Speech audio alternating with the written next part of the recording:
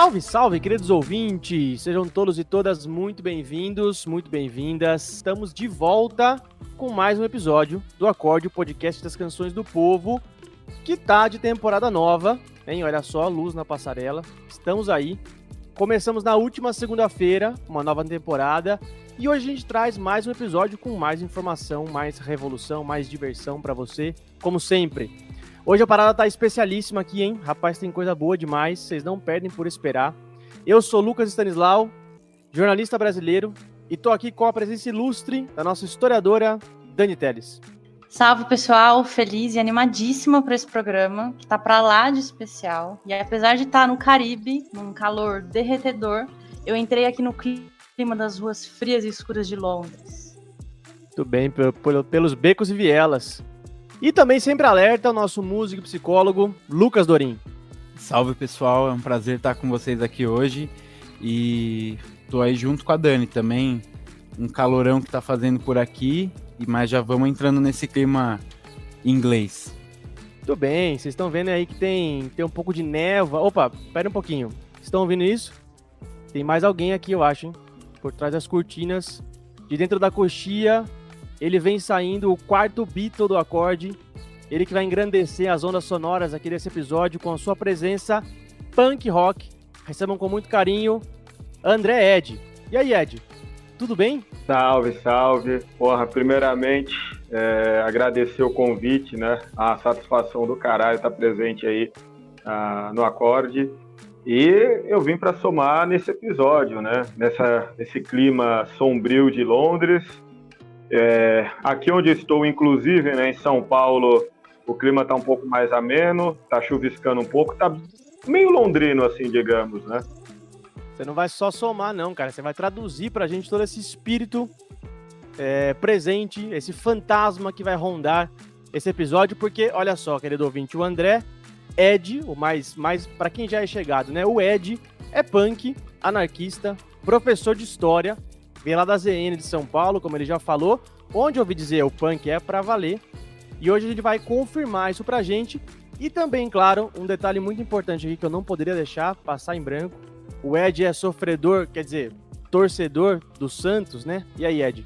Cai ou não esse ano, cara? Pelo amor de Deus. O Santos não pode cair. Cara, nesse momento o Santos tá jogando pro Flamengo, tá empatado 1-1. Pra mim, 1-1 nesse jogo é vitória. Se cai ou não, isso, eu não sei. Eu espero que não.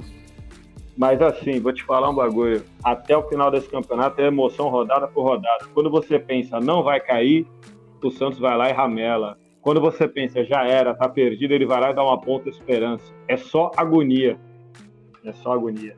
Aqui de São Paulo, só nós que não caímos ainda, cara. Se curte futebol ou não, esse é o pior time do Santos que eu já vi jogar.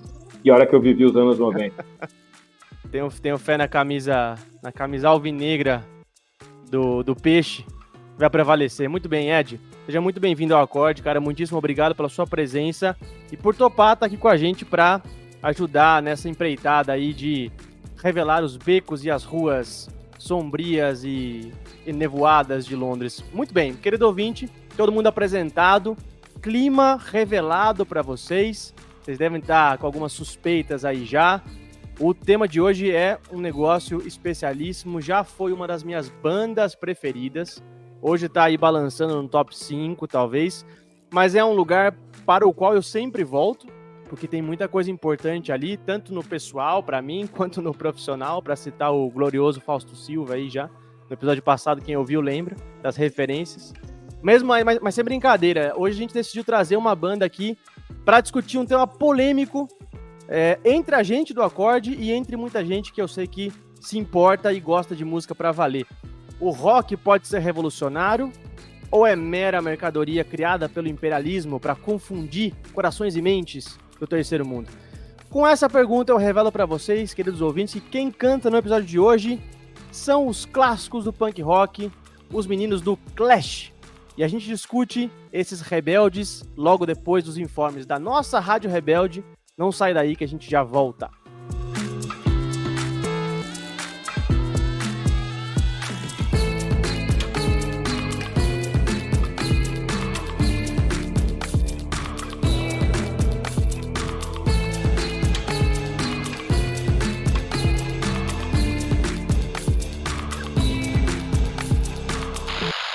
Родная minha mãe.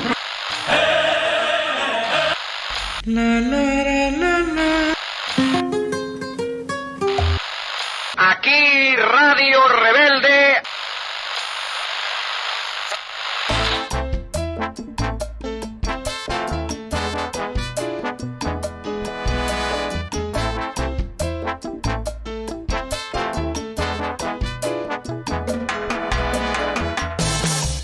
Alô, alô, queridos ouvintes, como vão vocês? Eu preciso saber das vossas vidas. Não, brincadeira, agora chegou a hora da Rádio Rebelde, esse espaço aconchegante de informes, anúncios, reclames. E eu já quero começar pedindo desculpas, porque se você é ouvinte assíduo, você percebeu que esse episódio está saindo com uma semana de atraso. Pois é, gente, acontece que a gente teve um sem número de problemas técnicos por aqui, que atrasaram o lançamento desse episódio. Vocês sabem que a gente faz o acorde aqui em esquema de guerrilha, né? Grava, edita quando pode, como pode. Só que dessa vez o que aconteceu foi que nem a internet pra gente gravar a gente estava tendo. Um temporal de magnitudes ainda não compreendidas atingiu a cidade de Caracas e deixou o bairro todo que a gente mora sem internet. E pasmem vocês, a gente tá sem conexão até agora, viu? Como a gente é brasileira, não desiste nunca, a gente deu um jeitinho aqui, uma gambiarra, mas ainda assim a conexão está bem limitada e os processos todos de gravação, edição e lançamento ficaram todos atrasados. Então, é por isso que esse episódio está saindo só hoje e por isso a gente pede desculpas a vocês. Então, gente, frente a esses acontecimentos não previstos e à atual situação precária da nossa conexão, a gente tomou a decisão de transformar a frequência do acorde para quinzenal, ou seja, um episódio novo a cada 2 semanas. Não era o que a gente queria manter a frequência semanal, mas a gente se viu forçado a pelo menos diminuir a frequência para poder ter mais tempo para preparar os materiais e não deixar de levar os episódios para vocês. Isso vai acontecer de maneira temporária até a gente decidir o que faz, se volta para semanal, se mantém quinzenal, até a gente entender como é que vai ficar a nossa situação internetesca de conexão conectiva aqui com o resto do planeta, certo? Então é isso, galera. A partir de hoje o acorde sai a cada 15 dias, ainda na segunda-feira, e a gente vai vendo como dá pra fazer, como a gente vai lidando com esses imprevistos. Claro, você sabe, os avisos vão se dar por aqui na Rádio Rebelde e pelas nossas redes sociais. Então, quero pedir para você seguir a gente lá no Instagram com @podcastacorde e também no TikTok com @acordepodcast. Você também pode escrever pra gente pelo e-mail podcastacorde@gmail.com. E lembrando, tá, que os episódios vão continuar subindo lá no canal do YouTube. Às vezes pode atrasar aí algumas horas em relação ao Spotify, muito por conta dessas dificuldades que eu falei, mas a ideia é continuar alimentando o canal, então não deixe de se inscrever por lá, deixar o like, comentar, enfim, compartilhar e engajar com a gente lá no YouTube também. Eu também queria falar da Aurelo, pedir para você se tornar um apoiador, um assinante do acorde. Agora, mais do que nunca, a gente precisaria de um apoio financeiro para poder melhorar aqui nossas condições. Então, quero lembrar você que a gente está com a plataforma na Aurelo, é um lugar muito bacana por onde você consegue apoiar o acorde com uma assinatura, né? E em troca você tem acesso a materiais e conteúdos exclusivos, agradecimentos especiais, as playlists exclusivas e a famosa newsletter feita pelo acorde que você recebe semanalmente com conteúdo indispensável sobre o tema da semana. Então vai lá dar uma olhada na Aurelo, temos faixas de assinatura que com certeza vão caber no seu bolso, o link está na descrição do episódio. Ajuda a gente a continuar a fazer o acorde. Você também pode apoiar a gente pelo Pix, nossa chave é podcastacorde@gmail.com e qualquer colaboração por aí já vai ajudar bastante a gente a continuar nosso projeto, beleza? Então é isso, amigos, vamos logo que Londres está afundando e o Clash está chamando a gente. Obrigado, satisfação e bora pro episódio.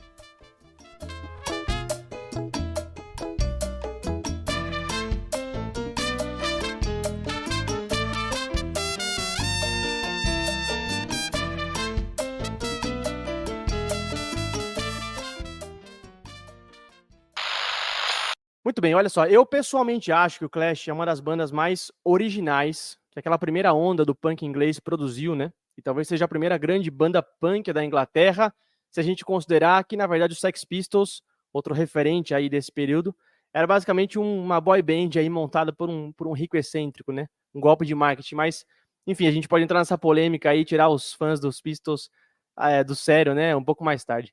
Eu também acho que o Clash é uma das únicas bandas nessa cena do punk inglês que não ficou aí restringida a esse nicho, né, do punk como um rótulo. Eles experimentaram e muito na sonoridade, que é algo que a gente vai discutir no episódio de hoje, mas também expandiram visões tanto na questão material e prática, distribuição, gravação de discos, enfim, e também na questão política.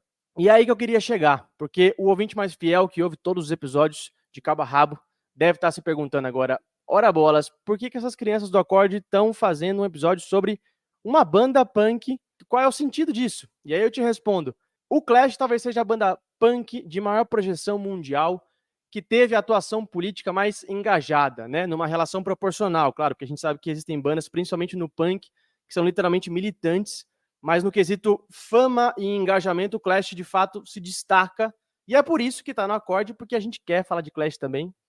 Mas começando do começo, eu quero perguntar para o nosso responsável oficial para assuntos britânicos e do Commonwealth, Lucas Dorim.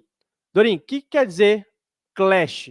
Começa, traduz para a gente aí essa palavrinha e começa falando aí desses meninos, como é que eles começaram, de onde é que eles vieram. Cara, essa palavra clash, ela pode ser traduzida como choque, né? Como conflito, confronto. Então, the clash seria o choque, o entrechoque, o conflito, alguma coisa aí nesse sentido.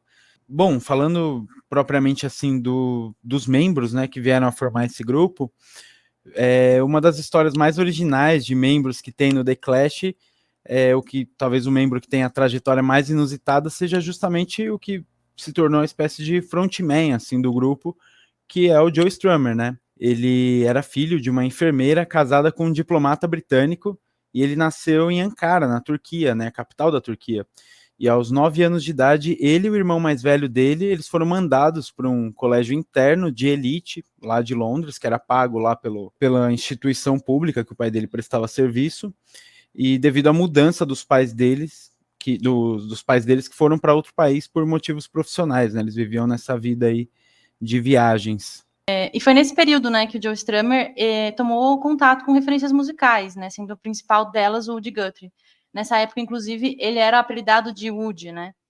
A conscientização política veio, ainda que de forma bastante traumática, a partir do suicídio do irmão dele em 1970. O próprio Strummer disse, né, anos depois, numa entrevista, que o irmão dele pertencia a uma organização neonazista chamada National Front, né, e que isso acabou isolando o irmão dele do resto da família, dos amigos, e, enfim, acabou contribuindo para que ele se suicidasse, né. Pois é, e o Joe Strummer ele vai passar grande parte dos anos 70 associado a diversos artistas de rua, ali do underground inglês, né, músicos que se apresentavam nos metrôs, por exemplo, participando aí de bandas ligadas a estudantes de artes e aquele crescente movimento de squatters, né? Aqueles jovens que viviam ali em ocupações na cidade de Londres.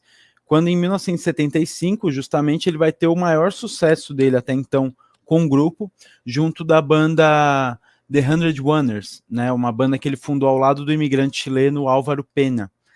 Inclusive, eles chegaram a fazer diversas apresentações para os exilados políticos do golpe militar do Chile, né, de 73, ali em Londres. E foi a partir de uma apresentação desse grupo, né, abrindo para os até então desconhecidos Sex Pistols, que o Strummer conheceu o guitarrista Mick Jones, que na época tocava numa banda punk, e os dois se juntaram ao projeto, o baixista Paul Simon, que era artista, né, enfim, foi um dos responsáveis por todo o visual da banda, e o baterista Terry Chimes, que chegou a tocar no Black Sabbath nos anos 80, e que tocou ali só no primeiro álbum do Clash, né. Essa trajetória que vocês trouxeram do Joe Strummer, né, uma trajetória muito significativa, né, e muito inusitada, como você falou, porque de fato, né, o episódio familiar do irmão dele foi muito marcante e o irmão dele era neonazista, né, num momento em que os punks já tinham uma restrição em relação aos neonazistas, né, a Inglaterra, com o National Front, estava povoado de neonazistas, e os punks já tinham um combate violento com os neonazistas também. E vale acrescentar, né, que o Joe Strummer ele era musicalmente muito diverso, né? Então, depois do Clash, ele seguiu para uma pegada um pouco ska, um pouco até de música latina, digamos assim, tinha os mescaleiros, Ele se enfiou em vários projetos, né? E ele também até participou da trilha sonora do filme Sidnense, que, do ponto de vista histórico, é bem ruim, mas como o filme é legal, principalmente pelas músicas, né? Eu gosto bastante da trilha sonora. E é uma pena que ele se foi, né, tragicamente, digamos assim, por um ataque cardíaco, num momento que muitas bandas estavam naquele lance de revival. Então, quem na época tinha uma esperança, porra, será que os caras do Clash vão se reunir para tocar de novo, como muita gente está fazendo? Infelizmente, ele acabou partindo antes de forma inesperada. Mas ele, sem dúvida, tem uma trajetória bem significativa, né? Punk rock, ele acaba sendo um dos símbolos dessa época do punk na Inglaterra, essa onda inglesa, como o Lucas tinha falado. Não, e é muito louco você trazer isso, né? Porque recentemente a gente vem discutindo muito isso, né? Do engajamento de setores populares, jovens, em projetos de extrema-direita, ultraconservadores, né? A gente vê, por exemplo, na campanha do Milei, agora na Argentina, os caras, molecada se engajando nisso e tal, e você vê que não é algo, não é um fenômeno recente, novo, né? Os caras lá na Inglaterra dos 70 se engajando em projeto nazista, né? O nazista, né? Também eu acho que é isso, né? Um pouco de. Não sei como é que era, se você, Ed, pode falar até melhor pra gente a situação econômico-social da Inglaterra nesse período, que falta de perspectiva trabalhista, estudantil, para um jovem inglês daquele momento, pobre. Olha, as perspectivas não eram nada boas. Tem um historiador, o Eric Hobsbawm, que tem o livro A Era dos Extremos. E ele coloca muito bem como nos anos 70 a gente começa a ter uma crise econômica muito forte, né? Acaba tendo uma crise da social-democracia, né? Em vários países. E o desemprego aumentou, a pobreza aumentou, e isso acabou afetando bastante a Inglaterra, até então, sob governo trabalhista. E esse fosso ele vai piorar com a ascensão da Margaret Thatcher e o neoliberalismo, né? É extremamente cruel. Inclusive, nos anos 80, né, na segunda onda do punk, digamos assim, nos anos 80, né, 82, né, que é o hardcore, e aí tem aquelas bandas tipo Exploited, tem uma crítica ainda mais pesada do que a primeira onda, justamente porque eles estão vivendo esse terreno mais complicado, né, Guerra das Malvinas, e neoliberalismo, tantas outras coisas. Mas esse debate da juventude é importante, né, cara? Porque realmente, ao mesmo tempo que parte da juventude acaba se engajando em projetos de esquerda, né, seja anarquista, seja comunista, enfim, uma parte acaba demandando para a extrema-direita, né? Porque a extrema-direita é aquele negócio, né? Tem muito aquela questão de você ser antissistêmico. E, querendo ou não, assim como hoje e naquela época, a extrema-direita ela também se vendia contra o sistema. Mas a extrema-direita, na verdade, ela não é antissistêmica, ela reforça o sistema. Ela se apresenta como antissistêmica do ponto de vista do discurso, mas na prática não é.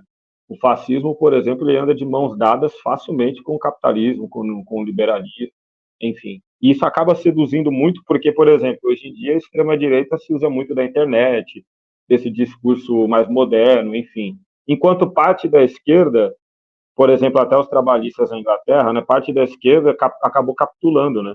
Você tem governos que se dizem de esquerda, mas que aplicam políticas de direita, de austeridade, etc. E isso acaba gerando revolta nas pessoas, querendo ou não, né? E isso fortalece a extrema-direita, porque eles usam esse discurso antissistêmico, o próprio Bolsonaro aqui no Brasil dá esse discurso, só que o antissistema deles, na verdade, é falso e eles acabam direcionando o inimigo, como, por exemplo, o imigrante, o judeu, enfim.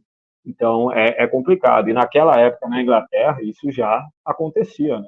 Inclusive, vou recomendar aqui para os nossos ouvintes, tem um filme que é facilmente encontrado até no YouTube, se chama This is England. No inglês é muito ruim, tá? Mas acho que deu para entender. This is England, isso é Inglaterra, que mostra a história de um menino que perdeu o pai na Guerra das Malvinas e ele acabou se juntando com um grupo de skinheads. Mas, assim, inicialmente não eram skinheads neonazistas, porque vale fazer essa distinção. Não, nem todo skinhead é nazista, assim como nem todo punk é anarquista. Só que, com o tempo, ele acaba tendo contato com os skinheads que são do National Front mesmo. Enfim, não vou dar muito spoiler, mas acho que o filme ele traz um panorama legal desse período assim da Inglaterra, subcultura, enfim. Jovem, ouça a indicação de Ed, vá assistir o filme porque é muito bom mesmo. E Ed sabe o que está falando, como um bom professor que é.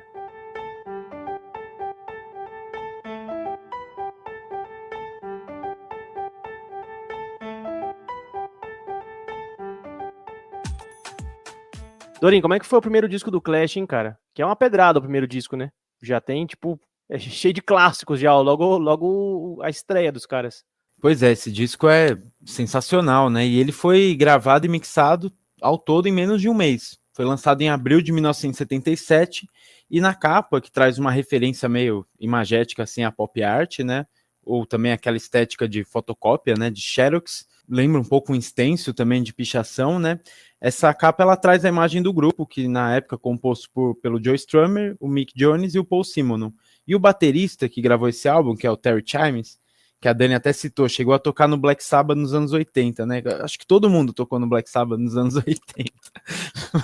Mas de qualquer forma, o Terry Chimes, ele já tinha decidido que ele não ia permanecer no grupo, apesar dele ter gravado o álbum, ele não continuou com a banda, então ele não aparece na capa do disco. A capa do disco aparece só os 3 membros que eu citei.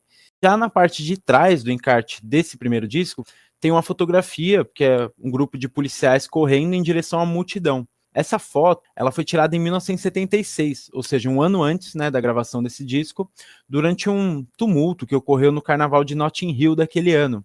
Um confronto entre policiais e o público, que era composto majoritariamente por imigrantes. Isso porque o Carnaval de Notting Hill é um evento que ocorre anualmente e tem suas origens justamente na comunidade caribenha daquele bairro, principalmente a comunidade provinda aí de Trindade e Tobago. Pois é, e qual que é o contexto, né, dessa fotografia, né? Um carnaval, mas enfim, um tumulto, né? E o Clash, por que o Clash escolheu para estar ali na contracapa do primeiro disco deles, né? Em 76, no último dia do carnaval, a festa acabou sendo interrompida quando a força policial, que somava quase 1.600 homens, começou a prender arbitrariamente, e claro, de forma racista e xenófoba, jovens negros, migrantes, descendentes de imigrantes, o que deu início a um confronto que se arrastou por toda aquela noite, tendo como saldo 60 pessoas presas, 35 veículos da polícia quebrados e mais de 300 policiais feridos, né? Então, acho que o fato dessa imagem estar ali na contracapa do primeiro disco do Clash já diz muito sobre o posicionamento do grupo e do disco, né? Além da denúncia da arbitrariedade da polícia, o Joe Strummer e o Paul Simonon estavam presentes nesse dia porque eles moravam justamente no bairro onde rola esse carnaval, né? Ele era um bairro bastante dividido entre uma classe alta e uma grande comunidade caribenha. Vale aqui mencionar, né, que para a gente ter uma noção da xenofobia e da cara de pau da Inglaterra, né? Muitos países do Caribe foram colônias britânicas, né? Bahamas, Barbados, Trindade e Tobago, Jamaica, são alguns dos territórios invadidos e explorados pela coroa inglesa. Sim, a Inglaterra tem uma coroa, e agora eles estão aí tentando expulsar, né, os migrantes que vêm justamente desses lugares, né? E como o Ed, inclusive, já adiantou, para dar aí uma noção de como é que estava o padrão de vida, né, da classe trabalhadora na Inglaterra naquele momento, no ano de 75, para trazer alguns dados, a inflação estava em mais de 20% e o desemprego afetava mais de 2 milhões de pessoas, conforme a Inglaterra ainda buscava se reerguer, né, do impacto causado pela primeira crise do petróleo. E é claro que esse período incidiu de forma muito mais severa sobre a classe trabalhadora e principalmente sobre essa comunidade imigrante. Esse evento simbólico do carnaval em 1976 vai se tornar uma espécie de símbolo para a banda, tanto que vai ser referenciado justamente no single desse primeiro álbum, que é a música White Riot, né? Você falou inflação em 20%, eu ri aqui nos bastidores, porque isso aí pro europeu é apocalipse, né? Mas a gente vê na Argentina, os argentinos falando, não, vamos votar, vamos sair dessa, tudo bem, 20%, tipo, gente, a Venezuela, assim, 20% seria uma situação maravilhosa para a Venezuela. Se a Venezuela tivesse 20% de inflação anual, o país estava ótimo, estava em festa o dia inteiro, a noite inteira, que barato, né? 20%, dependendo do contexto latino-americano, é inflação diária, né, cara? É absurdo. É, inflação diária, na Venezuela já chegou a ser mais do que isso até. Mas o impacto, assim, nessa sociedade ainda muito vinda daquela espécie de otimismo ali do pós-segunda guerra, né? E daquele espécie de pacto dos sociais-democratas, assim, foi um impacto tremendo, né? Foi o começo do fim, né? Daquele espécie de sonho do estado de bem-estar social que eles viveram, né? E que também não era distribuído igualmente para todos, né? Tinham cidadãos e cidadãos, né? Os imigrantes eram outro esquema. Então, mas aí você citou, né, Dorinha, a música White Riot. Eu sempre tive um incômodo com ela, não sei se é porque, enfim, estudei pouco o contexto ou porque não fui atrás de informação, mas eu sempre tive um incômodo, porque White Riot é o tumulto branco, né? É a revolta branca, o tumulto branco. E ele fala na música que ele quer um tumulto branco, um tumulto dele mesmo. Queria discutir com vocês aqui se vocês também acham, se vocês acham, enfim, não tô falando que eu acho, tô falando, é algo que me vem à cabeça, que tem uma conotação racista aí nessa música, por ele comparar com esse episódio que rolou lá em Notting Hill, né? Porque a gente tem que lembrar que Notting Hill fica mais ou menos ali subindo a Portobello Road, que é uma rua tradicional de imigrantes caribenhos negros, né? Que rolou ali essa revolta. Enfim, quero jogar essa discussão para a gente fazer aqui. Vocês veem também essa problemática racista na música do Clash? Você acha que tem conotações racistas? Então, primeiro acho que a gente tem que considerar todo o contexto daquela época, né? Por exemplo, acho que como a Dani falou bem, a Inglaterra ela colonizou muitos países do Caribe. Consequentemente, muitos imigrantes foram morar na Inglaterra, os jamaicanos, e entre outros. Inclusive, eles se tornaram os famosos Rude Boys, né? Que foram dar origem também ao ska, né? E, bom, a gente não tinha, não que não tivesse a discussão, claro, né, mas a discussão sobre o racismo naquela época e hoje já avançou bastante, do ponto de vista teórico, do ponto de vista prático. Enfim. Eu confesso que a primeira vez que eu ouvi essa música, né, considerando que meu inglês, como eu já disse, não é dos melhores, isso também chamou minha atenção, né, o que seria o White Riot? O que seria esse tumulto branco, né, que ele tanto fala? E eu também fui atrás, né, de tentar entender um pouco mais essa música, porque inicialmente, olhando hoje, isso causa incômodo, sem dúvida nenhuma. Mas considerando o contexto daquela época também, né, e até essa relação que existia com os imigrantes, né, os punks andavam muito com os caras, também com os rude boys, os skinheads também no começo andavam com os rude boys, né, o ska veio até disso.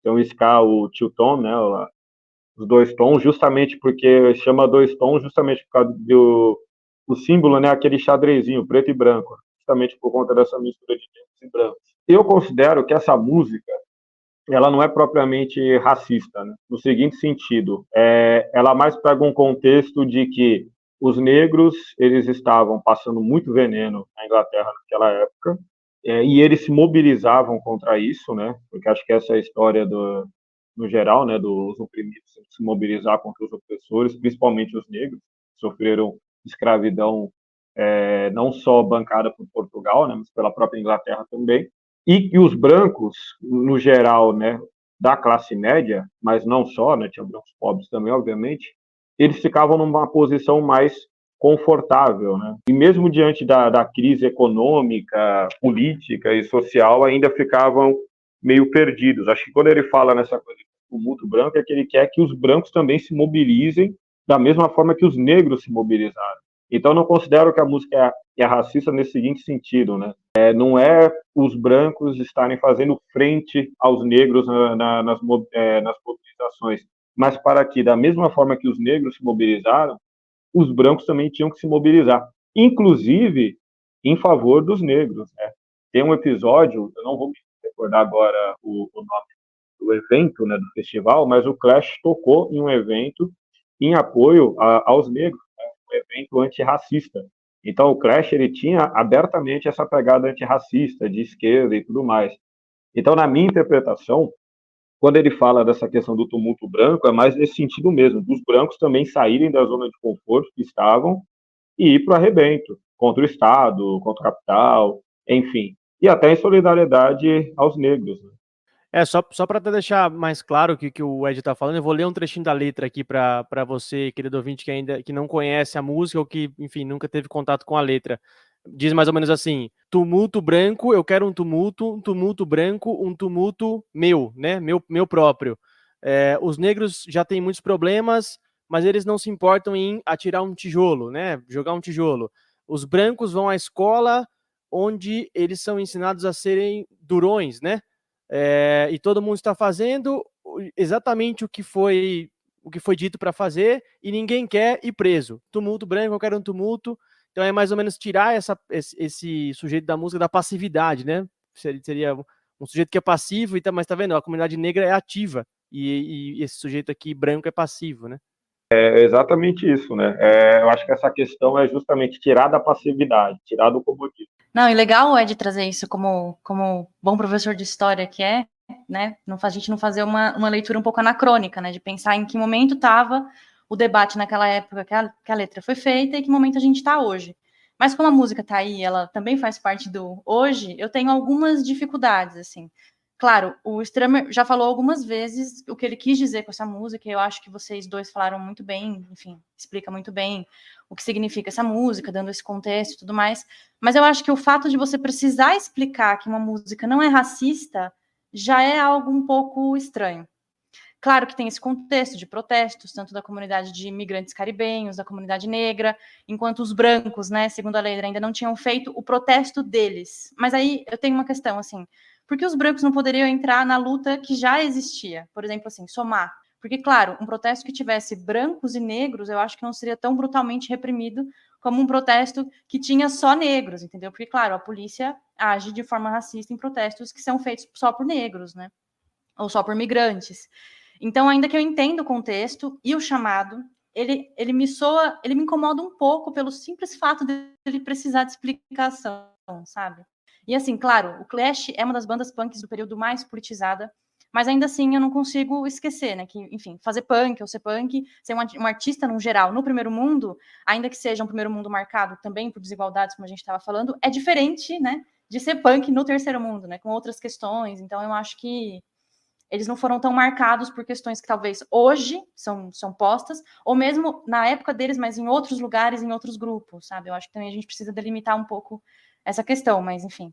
Então, eu tenho um acordo com a Dani, né? Até falei que no primeiro momento, quando eu vi essa música, eu também chamou a atenção nesse nome, Tumulto Branco e tudo mais. Acaba chamando a atenção. E eu acho que a Dani foi extremamente precisa, né, no final dessa fala, quando ela disse que os problemas que os punks do mundo, digamos, desenvolvido, né, do Atlântico Norte, assim, não são os mesmos problemas de quem vem do subdesenvolvimento, né, do sul, do sul global.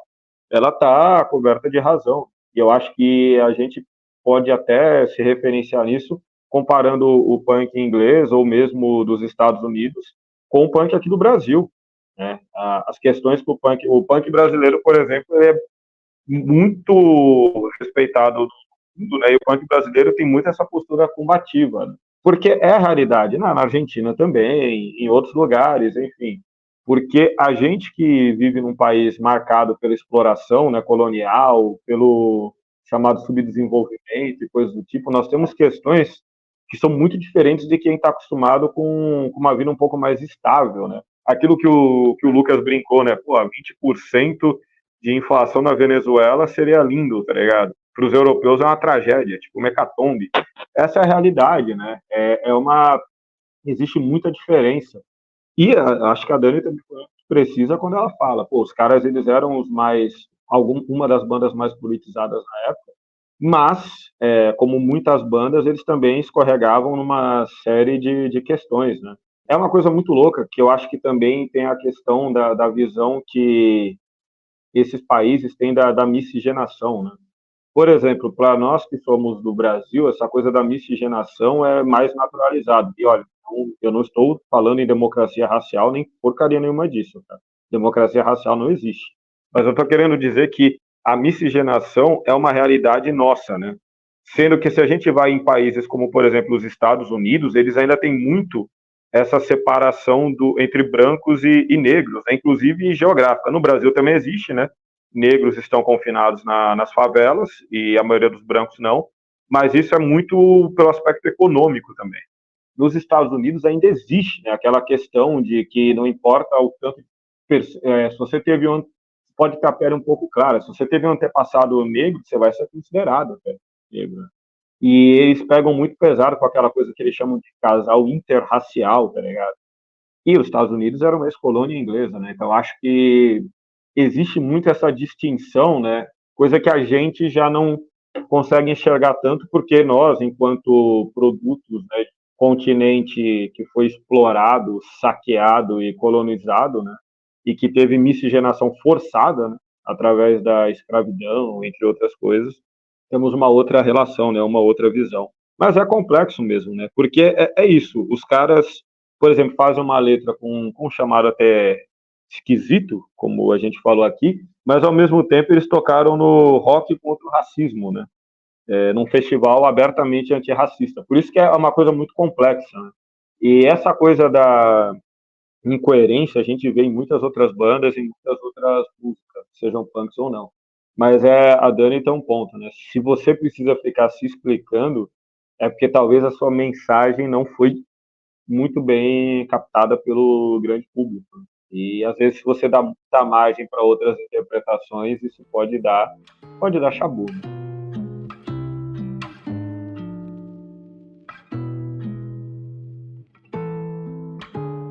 Pois é, e justamente em 1978, o Clash protagonizou com uma série de outras bandas, né, e artistas, uma das respostas mais contundentes e ruidosas a esse crescente reacionarismo político e ideológico que estava assombrando a Inglaterra, incluindo porta-vozes dessa onda de direita, né, na própria indústria musical. Mas antes de contar essa história, eu acho fundamental a gente falar um pouco sobre as origens da extrema-direita inglesa, né? E como isso chega nos anos 70, né? Nessa década que interessa mais aqui para a gente no episódio de hoje. Durante os anos 30, a Inglaterra, assim como muitos países do mundo, teve seu próprio partido fascista. No caso deles, foi a União Britânica de Fascistas, fundada pelo Oswald Mosley, que no auge do apoio popular chegou a contar com 40 mil membros no país. Assim, isso acho que surpreende todo mundo aqui no nível 0, né? Mas enfim, esse partido chegou a ter fortes laços com a Alemanha nazista e com a Itália fascista e contava com o consentimento e a vista grossa do governo e das forças policiais. E como, né, Dani, que esse partido que chegou a ter tanto apoio popular na Inglaterra, ele começou a entrar em declínio, né? Um fator decisivo para o declínio desse partido fascista britânico foi justamente por meio da ação direta, né? Uma ação direta que foi organizada por diversos grupos de esquerda, incluindo os comunistas, muitos deles ligados, inclusive, às brigadas internacionais, né, que combateram na Guerra Civil Espanhola. Os trabalhistas, sindicalistas, além até do movimento judaico organizado, né, para fazer frente a essa união dos fascistas britânicos com um discurso marcadamente antissemita, né? E esses grupos se juntaram para barrar uma demonstração de força que os fascistas pretendiam fazer em Londres, no dia 4 de outubro de 36. Essa manifestação dos fascistas britânicos contava com a proteção da polícia. É estimado que os antifascistas conseguiram juntar mais de 100 mil pessoas para impedir justamente essa manifestação. E o fato é que essa união impressionante, né, de antifascistas dispostos a enfrentar até mesmo as forças policiais acabou se tornando um episódio histórico que é conhecido até hoje como a Batalha da Rua Cable, né, a rua onde teve a principal deflagração desse confronto, e que remete a gente automaticamente a um evento quase idêntico, né, que rolou aqui no Brasil 2 anos antes, a chamada Batalha da Praça da Sé, ou como a gente prefere dizer, a Revoada das Galinhas Verdes, né, em 34, quando os antifascistas colocaram a nossa versão do Partido Fascista, o Partido Integralista, para correr em São Paulo. Mas por que a gente voltou lá para os anos 30 se a gente está falando dos anos 70? Por um motivo, para mostrar, deixar claro, tornar claro para vocês como que a extrema-direita foi relevante e teve força no Reino Unido. Porque passado o movimento fascista britânico, que foi, né, oficialmente banido da política só lá em 1940, e só por causa do alinhamento do Reino Unido com os aliados, eis que um discurso muito similar àquele que o Mosley tinha nos anos 30 voltou a ganhar força. E dessa vez foi por meio de parlamentares do Partido Conservador Inglês. Um dos mais infames e também mais famosos discursos da direita inglesa veio de um conservador chamado Enoch Powell. E em 68, esse parlamentar fez um discurso que ficou conhecido como Rios de Sangue. Era um trecho desse discurso dele que fazia referência a um trecho bíblico. E nesse discurso ele atacava os imigrantes vindo dos países mais pobres da Commonwealth, né, a Comunidade Britânica de Nações, que era o grupo de países que eram ou haviam sido colônias do Reino Unido. Bem que o Lucas falou que você era especialista em Commonwealth, hein, Dani? Não, mas a direita britânica, né, se aglutinava muito em torno desse tema da anti-imigração, né, coisa que a gente sabe que não ficou no passado, né, aí ronda até hoje todos os debates na Inglaterra. Para vocês terem uma ideia, em 76, o guitarrista britânico Eric Clapton disse a um público de um show o seguinte: vocês devem votar para o Powell, o político conservador Enoch Powell, né, para impedirmos que a Grã-Bretanha se torne uma colônia negra. Gente, assim, me faltam palavras para descrever o asco que me deu essa informação aqui, né? Enfim, não à toa, assim, tá cheio de tiozão do Zap ouvindo Leila e achando que é o suprassumo da música, né? Tem uma identificação ideológica com Eric Clapton, né? Mas não foi só o Eric Clapton que demonstrou à luz do dia seu racismo, seu fascismo, né? O David Bowie, sim, o camaleão musical, também deu declarações desse período demonstrando admiração por figuras como Adolf Hitler, dizendo que a Inglaterra se beneficiaria de um governo fascista. Enfim, nesse quadro histórico desesperador de reacionarismo, de grupos como o National Front, um grupo de artistas decidiu elaborar uma série de performances como resposta unificada. O Ed já falou dessa resposta unificada, que o Clash foi parte, que foi justamente o movimento Rock Against Racism, né? Rock contra o racismo. E esse grupo ele vai se manifestar por meio de uma carta que eles vão enviar à revista NME, e esse grupo começa a marcar diversos shows com artistas que apoiavam esse movimento a partir de 76. Mas o grande evento do RAR, né, o Rock contra o Racismo, vai ocorrer em 78, quando o grupo vai se juntar à Liga Antinazista, que era um movimento do Partido Socialista Inglês, e juntos eles conseguem levar 100 mil pessoas a um show no Victoria Park, em Londres, tendo o The Clash como atração principal ao lado de grandes nomes do punk e do reggae. Nessa apresentação, um fato curioso é que o Joe Strummer, ele, bem para provocar, ele vai com uma camiseta escrita Brigate Rossa, né, que era o nome da Organização Comunista Armada da Itália durante os anos 70, e com o logotipo da fração do Exército Vermelho, né, o grupo Baader-Meinhof, Organização Comunista Armada da Alemanha. E esse movimento vai se mostrar muito frutífero, né, o rock contra o racismo, e vai dar origem a outros grupos políticos também ligados à música, como o RAS, o Rock contra o Sexismo, e o Movimento da Juventude de Southall, um grupo de jovens negros e asiáticos antifascistas do bairro de Southall. Pois é, essa iniciativa é muito legal, né? Mas a discussão que a bola tá quicando assim na minha frente, e eu percebo ela quicando, a gente chutar ela pro gol para fazer essa discussão. A Dani citou aí essa fala absurda do Eric Clapton e os tiozões do Zap que gostam do rock and roll, né? E gostam de, né, expressar sua virilidade perante o rock and roll e as bandas como Iron Maiden e tudo isso, né? Eu queria perguntar para vocês, existe uma relação intrínseca do rock com o fascismo, essa coisa, né, de cantar em coro os solos de guitarra, né? Ou existem dois tipos de rock, o rock fascista e o rock antifascista? Ou não, eu tô viajando, existem fascistas que gostam de rock, mas o rock é algo não necessariamente fascista ou antifascista. O rock é um produto musical e a gente se apropria dele como a gente quiser. Porque essa relação existe, né, gente? A gente vê muita gente, sei lá, de motoclube, meio fixada nessa coisa do rock and roll e conservadora e reacionária, né? O rock não necessariamente é algo progressista e tal. Como é que vocês veem essa questão? Essas contradições e etc. Eu penso que não tem nada intrínseco ao gênero em si, né? Mas eu penso que uma coisa que me ocorre, cara, que eu sempre sinto muito nesses grupos, assim, principalmente ligados ao heavy metal, né? É que rola um lance meio reacionário, até no sentido de, assim, você pega as grandes bandas de heavy metal que estão até hoje, gravam 2, 3 álbuns por ano, estão sempre fazendo turnê no mundo inteiro. Parece que, tipo, elas são intocadas pelo mundo, sabe? Tipo, as coisas acontecem, a sociedade, né? O mundo vai mudando, coisas acontecem, mas isso não penetra de forma nenhuma nos temas, por exemplo, né? Dos grupos, assim. Tipo, os caras estão fazendo música lá sobre a viagem do guerreiro, do castelo, da espada, sabe? Umas coisas assim. E os temas lá de fantasia do Senhor dos Anéis. Tipo, tô dando um exemplo meio galhofa, assim, sabe? Desse metal mais power metal, assim, mas de forma geral eu sinto que acaba ficando um discurso meio intocado pelo mundo, né? Ou seja, não pouco afetado pelo que acontece, assim. E isso em si é muito reacionário, eu sinto, sabe? Por isso que eu acho que um cara tipo o Roger Waters da vida incomoda pra caramba, né? Porque o Roger Waters, assim, eu nem sou grande fã de Pink Floyd ou do Roger Waters em si, mas eu acho que ele incomoda muito por causa disso, porque toda a apresentação dele, ele traz um tema político uma bandeira que ele levanta, né? Ele é assumidamente, assim, um militante de várias causas, né? Da causa palestina. Ele faz muita referência, por exemplo, quando faz turnê na América Latina, ao golpe militar do Chile, né?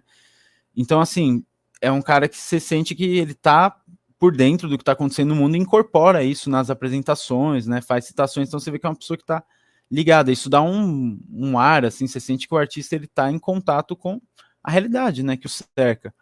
E isso incomoda pra caramba, porque os caras querem ir lá e ver ele apresentar o The Wall exatamente do jeito como era antigamente, como se sei lá, 40, 50 anos tivesse passado e nada tivesse mudado, né, cara?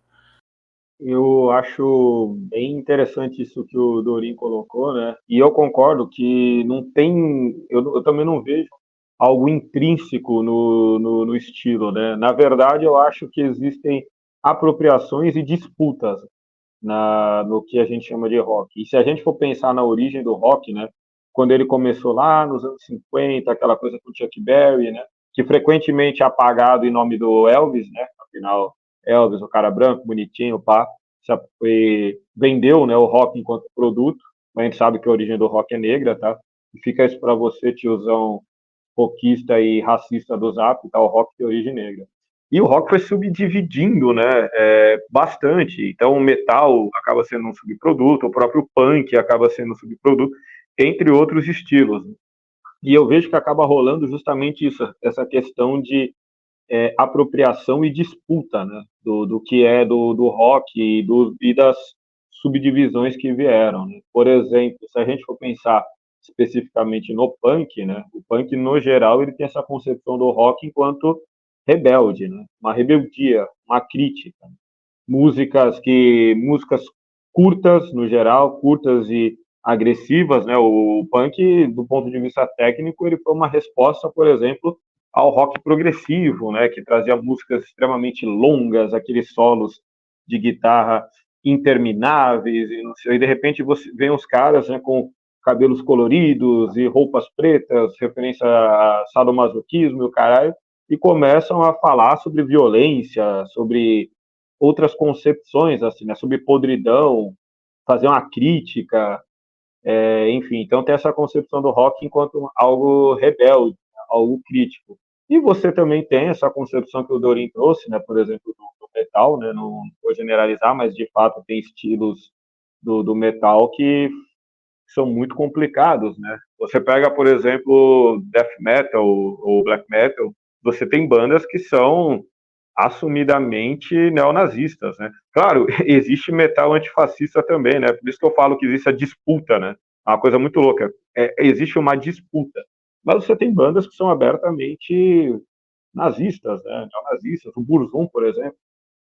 O Burzum acho que talvez seja a maior referência de banda neonazista, né? Tanto que uma vez, vale o caos aí, né? Talvez as pessoas que estão ouvindo aí o acorde já devem ter se deparado com isso.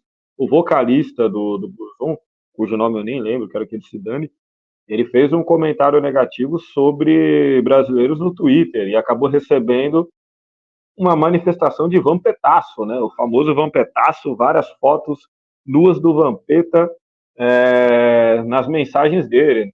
Ele acabou sendo derrotado, teve que trancar o Twitter e depois até deletou o perfil. Ou seja, o Brasil venceu o vocalista do Burzum com fotos do Vampeta. Tome essa, neonazista. O Brasil é maravilhoso. O Brasil é a quinta série do mundo, cara. Competir com a gente é difícil. E existe essa coisa da disputa mesmo, tá, cara? Então é complicado a gente apontar algo intrínseco, porque está sempre em disputa. E os motoclubes, né? De fato, eles pegam muito essa coisa da virilidade, do rock enquanto algo viril, né? Acho que o Dorin trouxe uma parada legal, né? Desses estilos de metal, por exemplo, que ficam falando de Terra-média, ficam falando de elfo. Eu, particularmente, eu não tenho o menor interesse sobre esse tipo de música, tá ligado? Não tenho. Mas você fala isso porque você é um idiota que não conhece Manowar.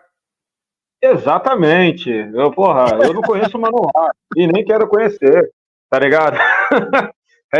Nesse ponto eu entendo o Regis Tadeu. Quem pegou a referência aí, é isso. Aliás, fica o convite para Regis Tadeu no podcast Acorde, hein? Já. Regis Tadeu, vem falar sobre o Manowar aqui.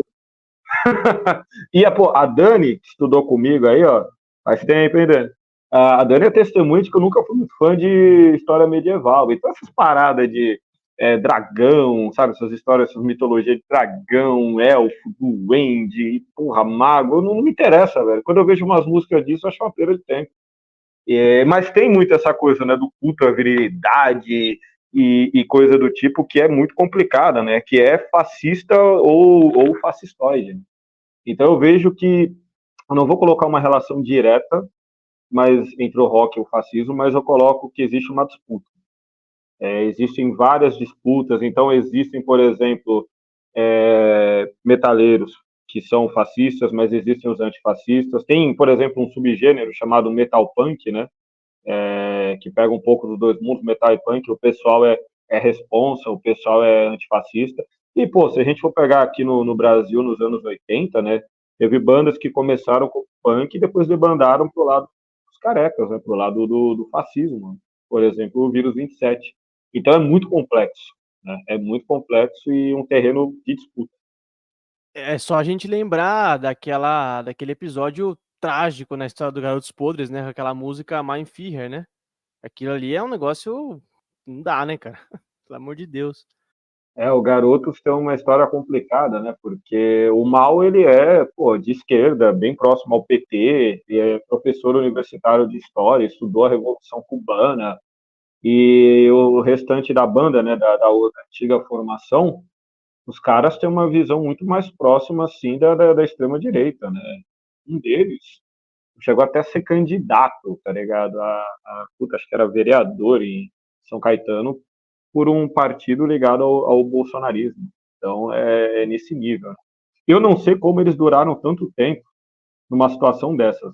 Tipo, porque as letras, tirando a My Führer, né, que é bem feliz, você vê que tem letras assim que tem um conteúdo de esquerda interessante, né? Mas, ao mesmo tempo, tem essa contradição, é muito complicado.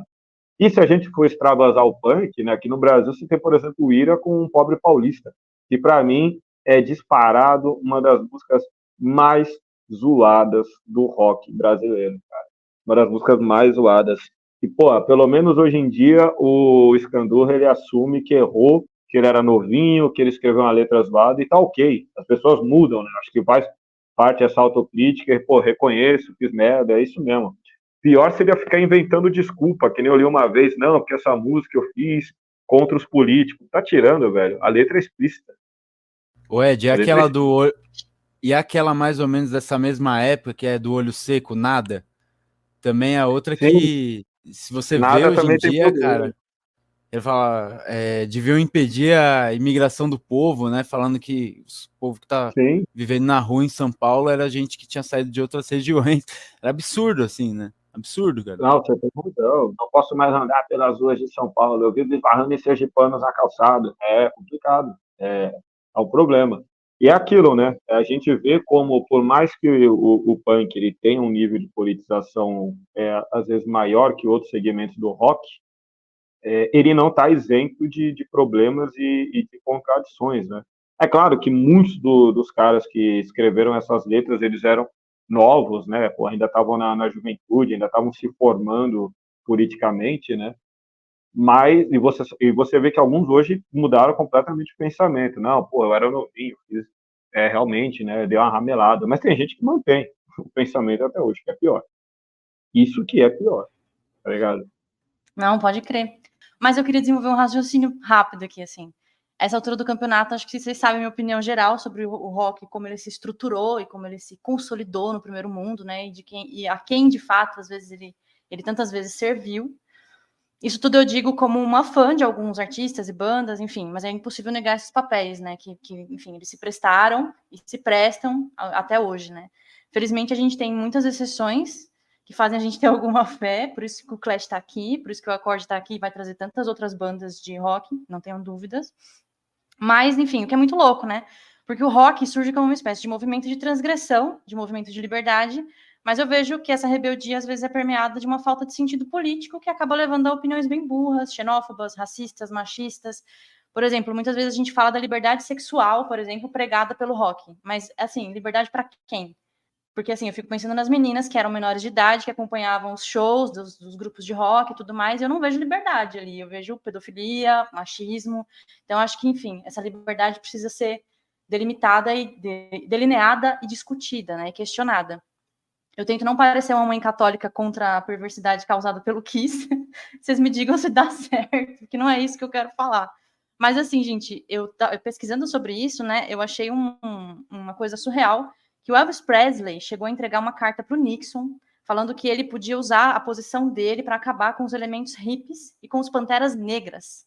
Aí ele disse que ele estava estudando o comunismo e que os Beatles eram uma influência nociva para os ideais americanos. Ele falava que ele queria fazer parte da CIA para ajudar o Nixon a varrer o comunismo, os panteras negras, os hippies e os Beatles da face da Terra. Então, assim, tipo, o Elvis, que é esse cara que todo mundo falava do rebolado, da liberdade sexual, da dança e tal, né? Quando a gente vai fundo, a gente encontra só problemas, né? Enfim, para ir pro suposto pai do rock, Nossa. a gente sabe muito bem que não é o pai do rock, né? E esse já deve ser aquele Elvis doidão lá de Las Vegas, né? Eu imagino aquele Elvis próprio, escrevendo carta cheio pro Nixon. de anfetamina, assim, na cabeça, mandando cartas. Eu quero trabalhar na CIA. Odiando os Beatles, sim. Porque quando os Beatles estavam no sucesso, o Elvis estava meio decadente já, né? Colocar os Panteras Negros como inimigos a serem combatidos nos Estados Unidos. Sendo que, pô, vale pro pessoal aí, quem não conhece a fundo a história do Panteras Negras, vale pesquisar, viu? Panteras Negras surgiu como um partido político e surgiu como autodefesa dos negros. Pô, isso é sensacional. Então, mas o rock tem muito essa coisa que a Dani falou, né? Tem esse elemento de transgressão, mas muitas vezes essa transgressão, às vezes ela pode ser meio vazia ou pode ser apropriada de um jeito negativo. Então, por exemplo, quando ela fala dessa coisa da liberdade, eu acho que a gente tem que categorizar, né, o que é liberdade, por exemplo, para a esquerda, né, do ponto de vista do socialismo, né, vou pegar, por exemplo, o anarquismo, que é minha praia. Liberdade para o anarquismo é uma liberdade que, assim, claro, você tem a liberdade individual, mas é mais amplo que isso. A liberdade ela é coletiva. Né? O Bakunin é uma frase muito boa: só vou ser livre quando o outro for livre. Enquanto não houver liberdade para todo mundo, eu sou livre. Então você tem uma liberdade com responsabilidade, responsabilidade com o coletivo. E você tem a liberdade, né, que é dessa pegada mais liberal, né? Liberdade, eu posso fazer o que eu quiser, e eu sou livre, e dane-se todo mundo, e não sei o quê, né, que é essa liberdade do ponto de vista liberal, que é uma coisa infantil, até idiota, tosca, né, que muitas vezes é o que aparece nesses discursos, né. Então, realmente tem essas coisas, assim, essas nuances a considerar. E, pô, Elvis o cacete, viva Chuck Berry. Não, só quero dizer uma coisa pro espírito do Elvis e pros fãs do Elvis. Com os hippies e o comunismo vocês podem até tentar, gente, mas ninguém mexe nos meus Beatles, tá? Nos meus Beatles ninguém vai mexer, não. Que isso, camarada Lucas? Que frase foi essa?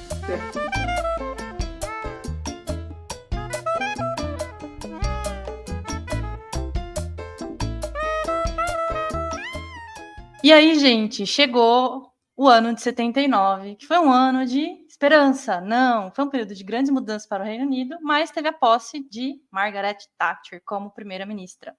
A Dama de Ferro, como foi apelidada, adotou uma linha econômica muito diferente do que havia sido feito até então e criou um paradigma próprio, né, na forma de compreensão do Estado moderno, cujos frutos a gente colhe, frutos horríveis, podres e nocivos, a gente colhe até hoje, né? Ela deixou essa verdadeira herança maldita.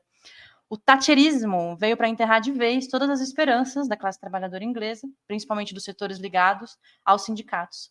A ordem do dia para o modelo thatcherista era a destruição desse parco sistema social de garantias de direitos em nome de uma liberdade individual, que o Ed já explicou para a gente o que ela significa, através das leis do mercado, né?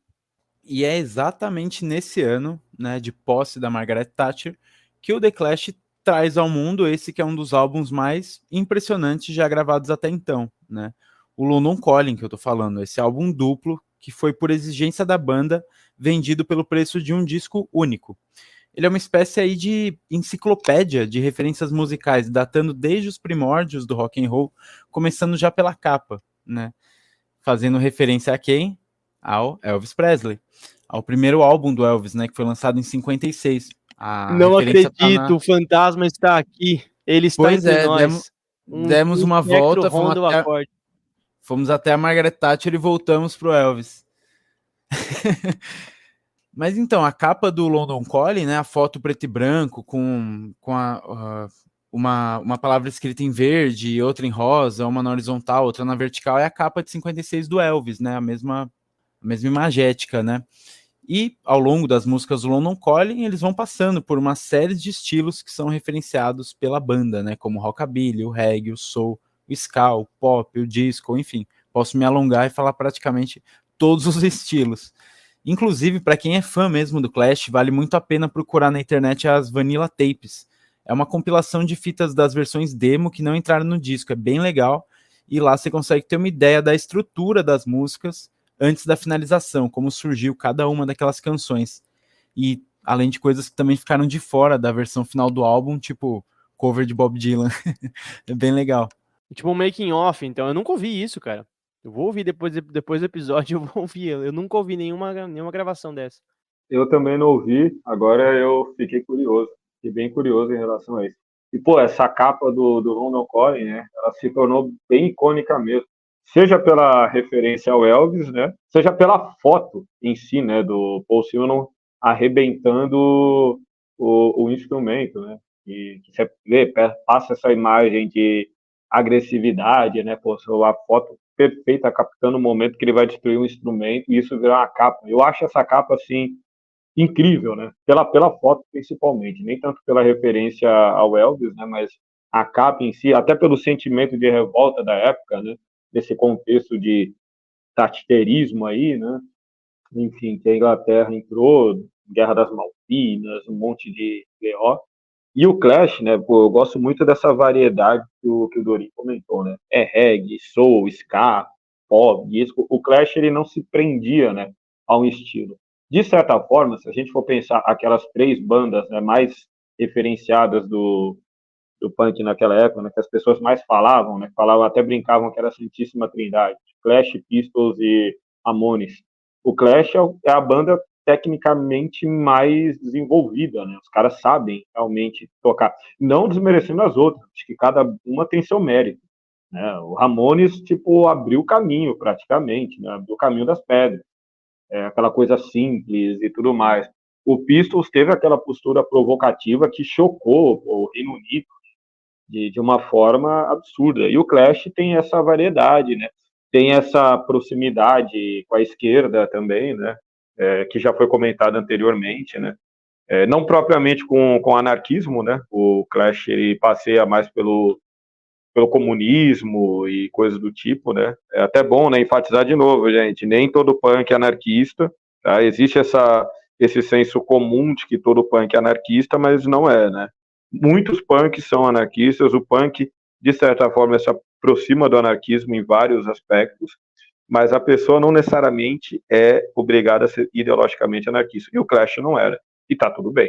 Acho que a Dani até trouxe, né, alguns exemplos, né, de símbolos que o Clash utilizava, que faziam referência ao comunismo.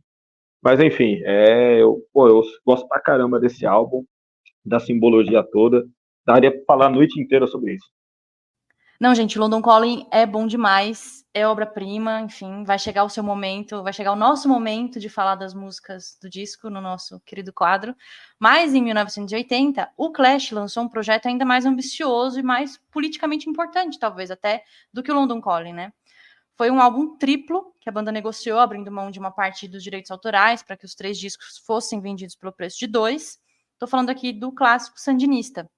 O título do disco faz referência à luta da Frente Sandinista de Libertação Nacional, né? Movimento armado que lá em 1979, depois do ditador Somoza, e colocou fim à ditadura da família Somoza, que comandava a Nicarágua com mãos de ferro há pelo menos 40 anos, né?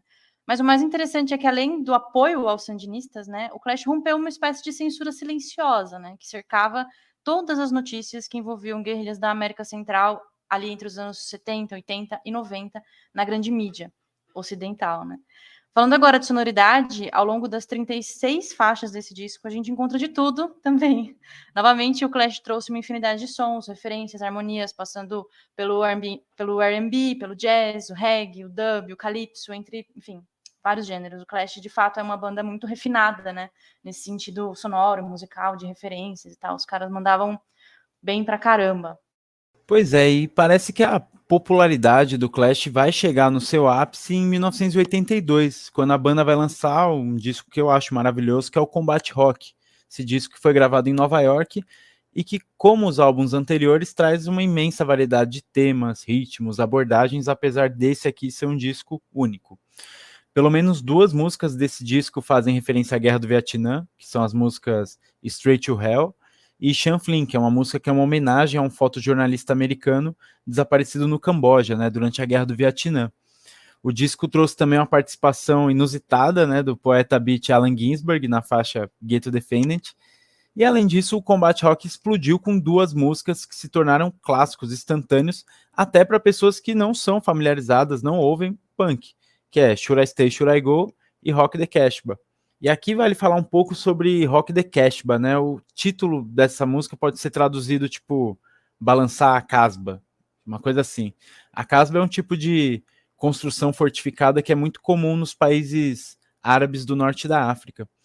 E essa música ela foi em grande parte inspirada pelos acontecimentos que ainda eram recentes naquela época e que levaram à Revolução Iraniana, né, de 79, quando o regime, apoiado pelo Ocidente do monarca Reza Pahlavi, foi derrubado por um impressionante movimento de massas que levou ao poder o Ayatollah Khomeini, né, um líder religioso que vai dar origem à atual República Islâmica do Irã.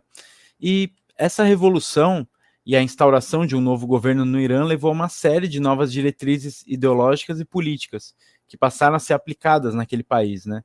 Entre elas estava uma forte censura ao consumo de produtos, principalmente os produtos culturais vindos do Ocidente, né, como o rock. O que inspirou o Joe Strummer a compor essa letra, fazendo referência a esse choque cultural entre a República Islâmica e o modelo comercial do Ocidente. O ritmo contagiante da música vem de uma base de piano composta pelo Topper Headon, o baterista, que vocês conseguem encontrar na internet a versão isolada só do piano dessa música e perceber que é o que realmente dá vida para a canção. Eles também lançaram um clipe, né, que traz um tom meio satírico, assim, 2 personagens caracterizados como um judeu e um árabe curtindo juntos ali numa locação cheia de campos de petróleo, gravada no Texas. Mas o triste disso tudo é que essa expressão, né, Rock the Casbah, acabou sendo apropriada pelo exército dos Estados Unidos como uma forma jocosa, né, e brutal, como uma espécie de trilha sonora durante a Operação Tempestade no deserto, na Guerra do Golfo, em 1991. A música também era bastante transmitida nas rádios militares para os soldados britânicos envolvidos na invasão do Iraque a partir de 2003. Um amigo do Joe Strummer disse que ele chorou ao ouvir, né, que a frase Rock the Casbah havia sido escrita pelo exército americano em uma bomba lançada sobre o Iraque, né? Essa música Rock the Casbah, para mim, é um dos grandes clássicos assim do Clash. Gosto bastante dela. Acho o clipe interessante pra caramba, né? Gosto bastante dele. Aquela interação entre um judeu e um árabe. Se a gente for pensar no que está rolando na Palestina, né, hoje, é algo completamente impensável, né? Em grande medida, obviamente, pela postura colonial e opressora do Estado de Israel, né? Uma política sionista acabou oprimindo a população árabe. Mas, enfim, dentro desse contexto todo, né, que foi trazido na época da Revolução Iraniana e que assumiu um caráter islâmico e a censura e o choque com o Ocidente, é de fato lamentável, né, como países assim imperialistas se apropriavam desse tipo de música e distorciam o sentido dela, né? Eu acho que aí a gente tem um problema, né, quando o exército dos Estados Unidos usa essa música, né, para atacar o Iraque naquele momento, né, a gente vê como frequentemente, né, determinadas músicas elas são apropriadas e têm o seu conteúdo político completamente esvaziado e desvirtuado, porque eu até entendo, pô, é compreensível a reação do Joe Strummer, né, porque com certeza a intenção dele era completamente a contrária. Imagina você ter uma música extremamente crítica e ela ser apropriada de uma forma jocosa, né, como a Dani falou, para se atacar, para atacar outro país.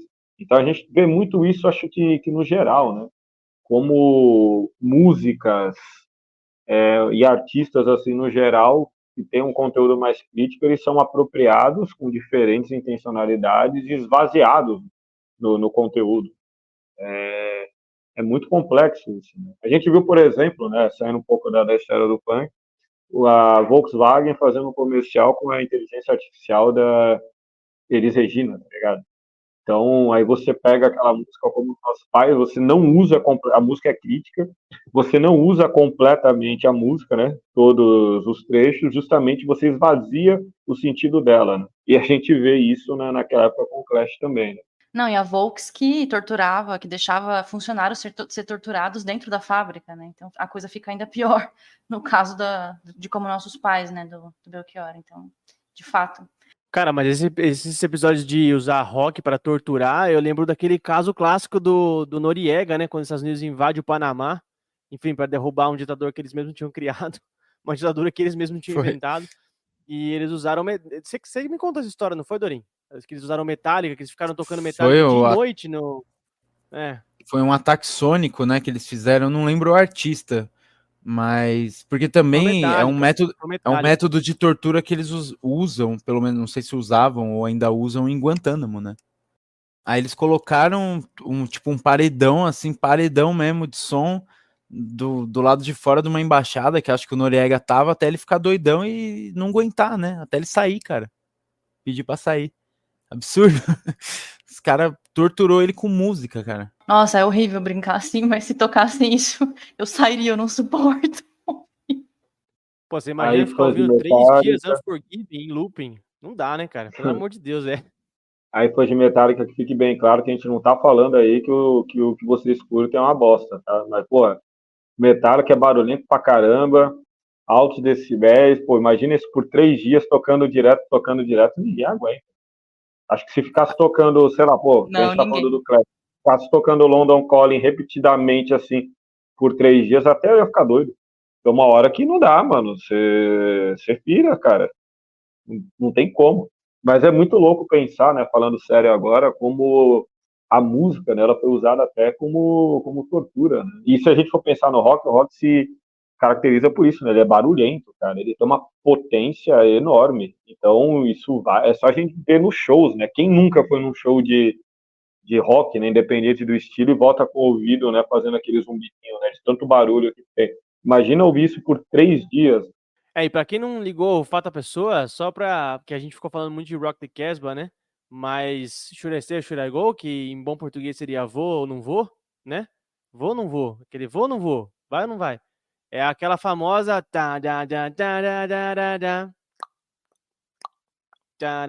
Que os Mamonas fizeram a eterna versão, né? Eu dei um beijo nela e chamei pra passear. Então aí tá. O ouvinte fica se um pouco. Quanta alegria. Essa mesmo. Perfeito. Eu vou falar assim, cara.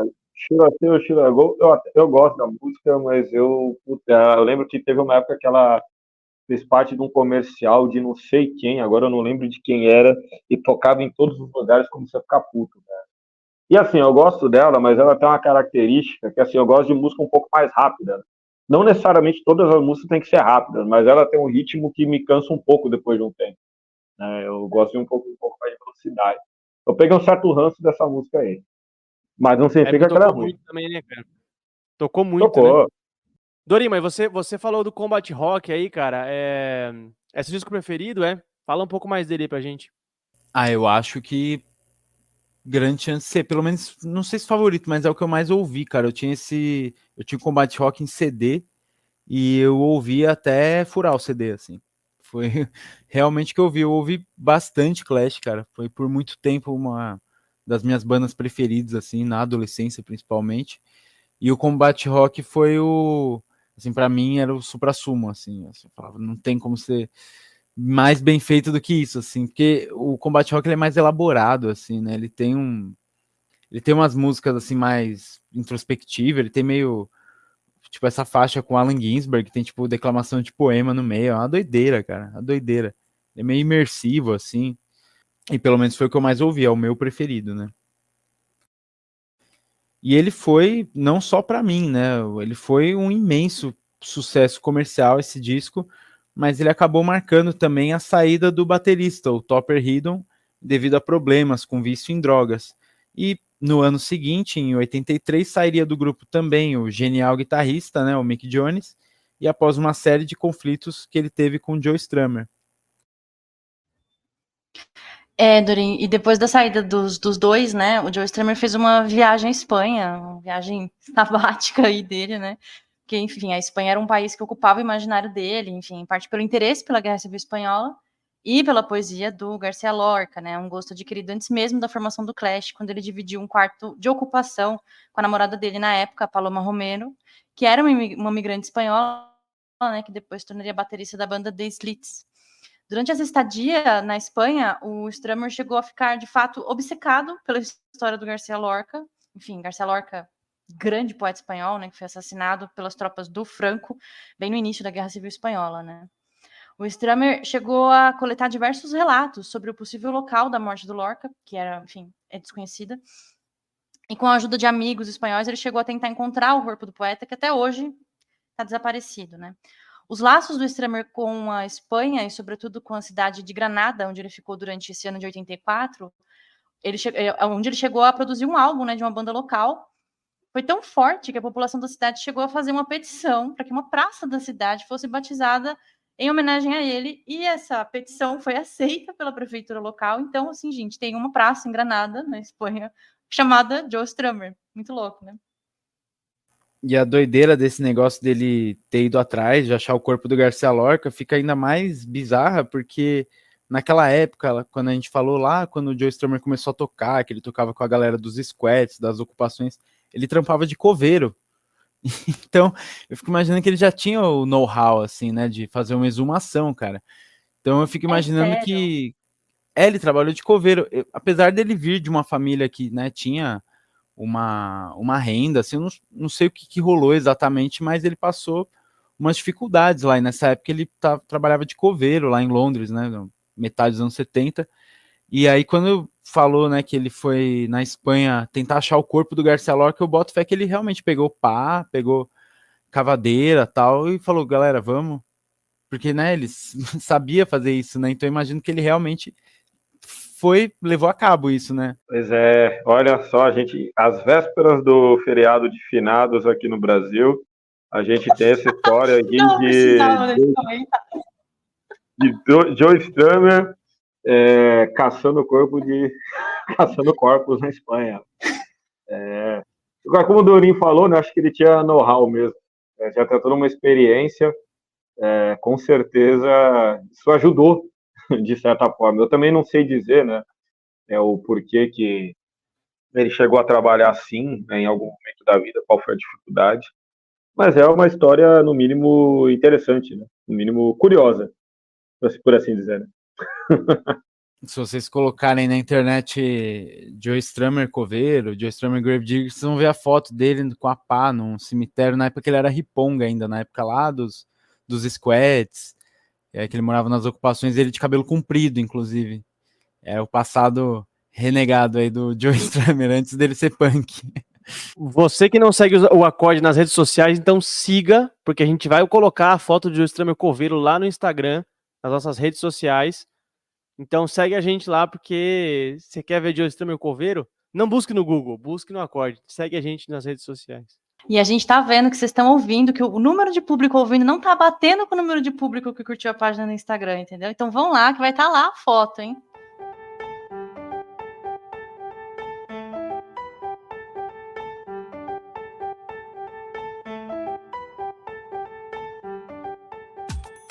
Pois é, e depois dessa tour toda aí, muito louca, foi pra Granada, tentou achar o corpo do Garcia Lorca, juntou uma galera, ficou tão famoso lá que a galera deu o nome de uma praça pra ele. Enfim, depois disso tudo, ele voltou, né, pra Inglaterra, mas com os rompimentos a banda acabou perdendo muito do sentido em existir, né, porque saiu o Mick Jones, saiu o Topper, 50% da banda acabou. E o que provou isso foi o lançamento em 85 do álbum Cut the Crap, que foi um fracasso de crítica e de público. E de fato, é o pior álbum da banda. O grupo tinha perdido metade, né, da sua força criativa. O empresário da banda também influenciou bastante, optando pelo uso de sintetizador, bateria eletrônica, essa praga dos anos 80, né? E esse álbum seria renegado anos mais tarde pelo próprio Joe Strummer. E o lançamento do Cut the Crap acabou selando de uma vez por todas o fim do The Clash. Após o fim da banda, cada um dos membros acabou trilhando um caminho diferente, né? Todos ainda meio dentro da música. O Joe Strummer fundou, junto com ótimos músicos, o grupo Mescaleiros, né? Junto com o qual ele tocou até o final da vida dele em 2003. O baixista, o Paul Simonon, chegou a ter outra banda, mas sem muito destaque, sendo que a maior relevância viria anos depois como membro da banda ao vivo do Gorillaz, né? Uma banda de imenso sucesso hoje em dia, que era o projeto do Damon Albarn, né, o vocalista do Blur, que também chamou outro remanescente do Clash, o próprio Mick Jones, para compor essa banda do Gorillaz. E o ótimo baterista, o Topper Headon, né, que sem ele acho que muito do The Clash não existiria, chegou a tentar uma carreira como baterista de jazz, mas foi um dos membros do Clash que enfrentou maior dificuldade em manter uma carreira musical devido a esse problema que ele tinha com as drogas, né, esse vício. Torin, quero dizer que eu gravei você falando mal de baterias eletrônicas e sintetizadores, tá? E eu me lembro muito bem de te ver dançando apaixonadamente ao som de Depeche Mode. Então, cuidado com as palavras que semeia, querido companheiro. Mas enfim, eu quero perguntar pro Ed uma coisa. Ed, a gente falou muito aqui da polimelódica, característica polimelódica, a diversidade melódica do Clash, a diversidade de estilos. Quero te perguntar, Ed, você vai dar o veredito pra gente. O Clash é ou não é, afinal de contas, uma banda punk? O que define uma banda punk? Olha, eu vou dizer o seguinte, né? O Clash, ele é uma banda punk na sua essência, né? Porque ele absorveu muito essa questão do punk lá no início, né? Da sua trajetória lá no começo, no finalzinho dos anos 70, mas ele é uma banda punk que se permitiu explorar outros estilos também que muito influenciaram os músicos na época, né? Então, por exemplo, eles eram ingleses, e era inevitável ter o contato, por exemplo, com o reggae e com o ska, né? Vide a quantidade de imigrantes jamaicanos que existiam naquele período e na Inglaterra como um todo. E hoje em dia, né, eu vejo até algumas bandas punks aqui do Brasil que fazem isso, né? Elas mantêm essa essência punk, a característica principal delas é o punk, mas eventualmente elas se permitem a experimentar, fazer algumas experimentações, né? Porque até uma forma de você variar um pouco, né? Artisticamente, né? Acho que a gente tem que considerar o seguinte, né? O Clash, ele, na minha visão, ele é punk por tudo que ele fez, né? A essência que ele captou lá no início, a postura, né, da revolta, da crítica, a postura política, mas eles também não quiseram se limitar artisticamente, então eles tiveram contato com outras paradas até para inovar um pouco, né? E eu super entendo, imagina você, no caso deles principalmente, é uma banda que já tinha chegado no mainstream, ficar fazendo sempre a mesma coisa e tudo mais, é complicado. E os caras eram músicos, né? Como o Dorin falou, né? Os caras eram ótimos. Então acho que devia ter essa ânsia de, porra, eu quero fazer coisa nova, tá ligado? Quero experimentar um pouco. E eu acho que fazer algumas experimentações não necessariamente vai te fazer perder aquela essência, né? Aquilo que é o principal, né? A característica principal. Eu ainda mantenho como punk, mas é aquilo, é um punk que se permitiu experimentar e que caprichou em muita coisa também. Porque os caras sabiam o que estavam fazendo, né? Muito bem, então fica a dica, querido ouvinte, se permita, experimente como os garotos do Clash experimentaram, que é bom demais, e escute Clash, que é bom demais.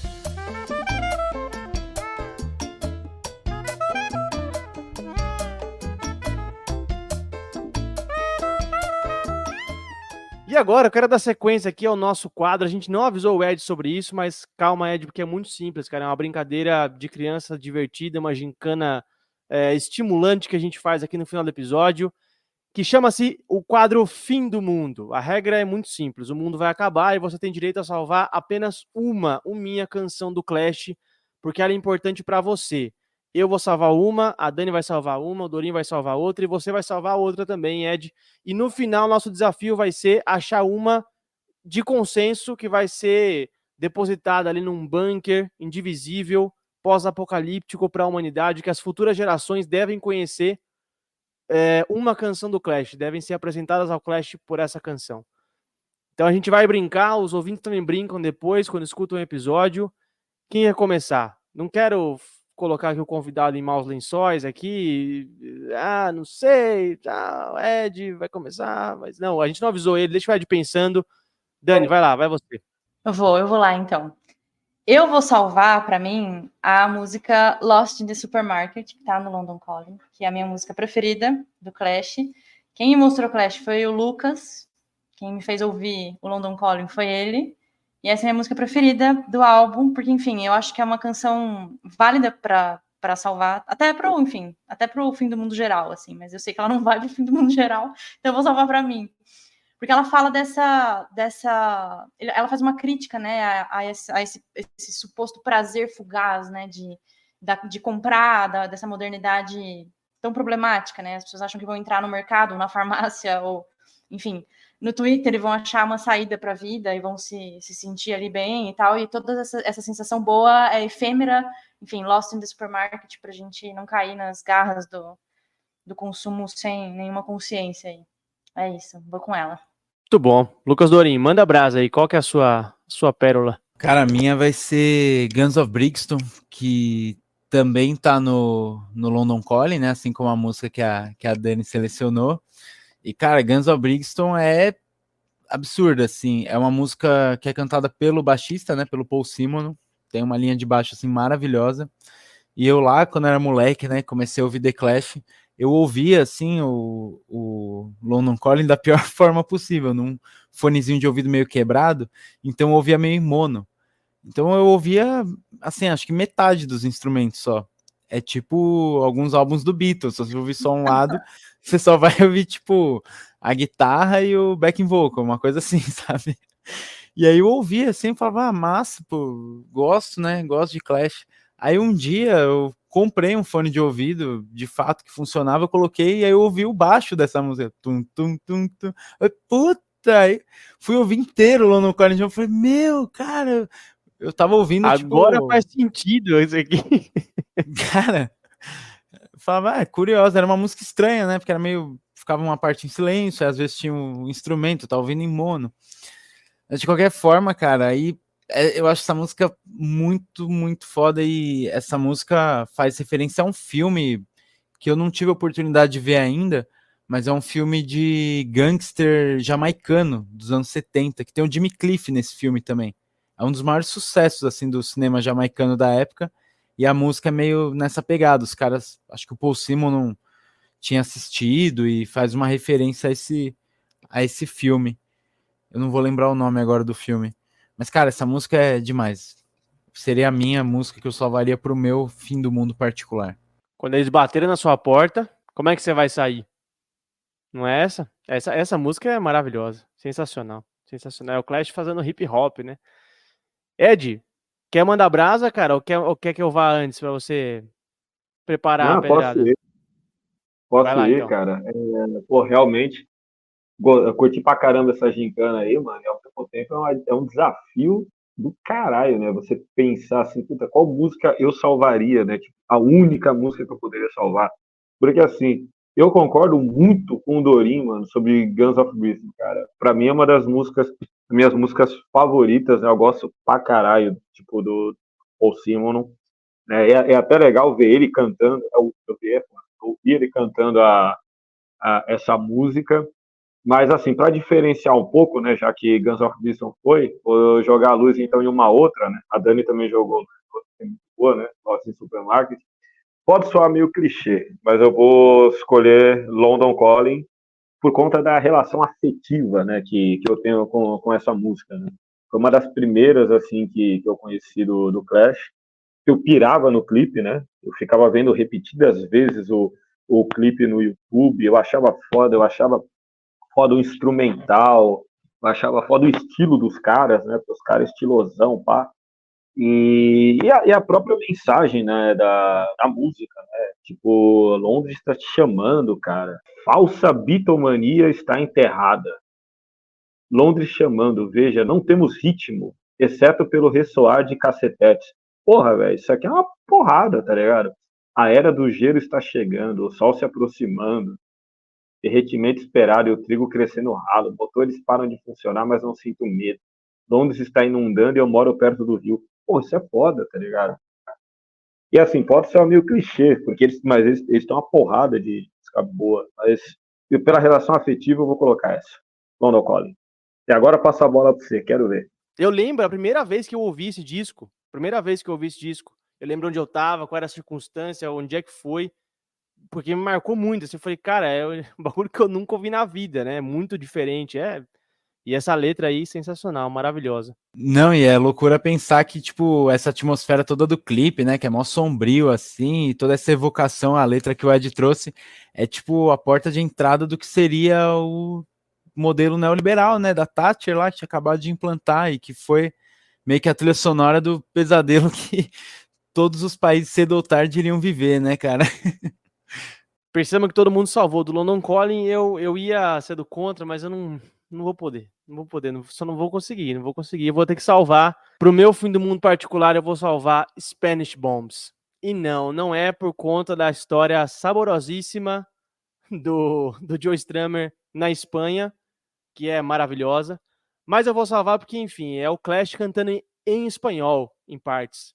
E vão ouvir isso, gente. Se vocês não conhecem essa canção, vão ouvir, porque é o Clash cantando em espanhol e isso me toca de uma maneira. É sobre a Guerra Civil Espanhola. É uma música linda, é uma das letras mais bonitas do disco, eu acho, em questão, enfim, de poética mesmo.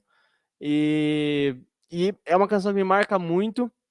É uma das primeiras que eu tentei aprender a tocar do Clash, porque eu acho que ela te convida a tocar. Não sei se é porque é uma parada meio com idioma latino que te aproxima um pouco da música, mas é isso. Clash cantando em partes em espanhol, maravilhoso. Spanish Bombs, Yo te quiero infinito, yo te quiero, o mi corazón.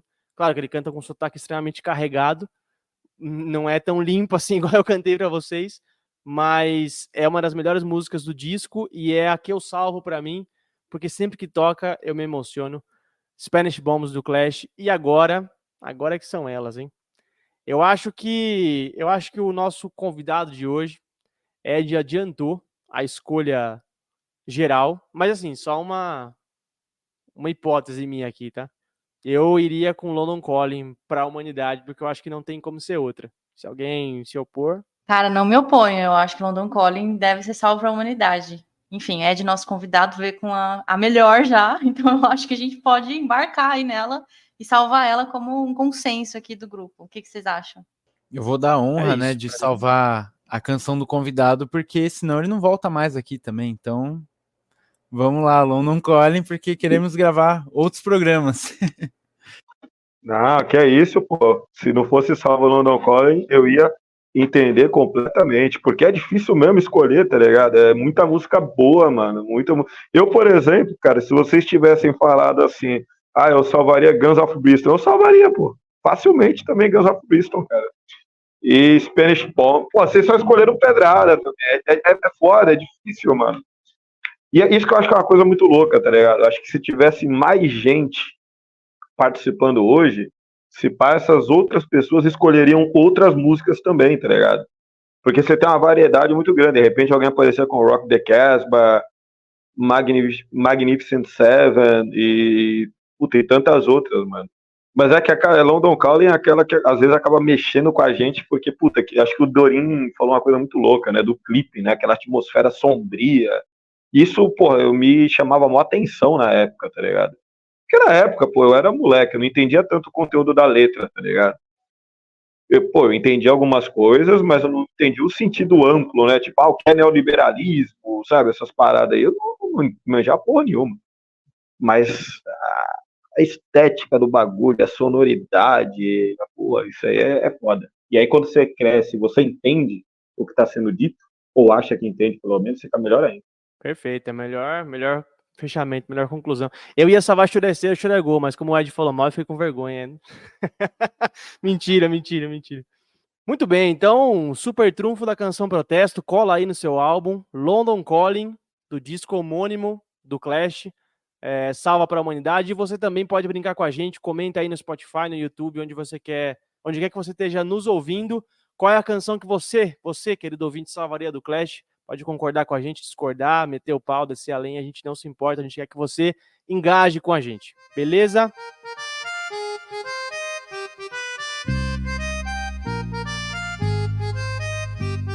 Então é isso, fechamos mais um episódio brilhantíssimo do Acorde. Dani Telles, nossa historiadora, muitíssimo obrigado. Presença estelar, como sempre. Lucas Dorim, nosso músico e psicólogo, muitíssimo obrigado. Participação meteórica, sensacional.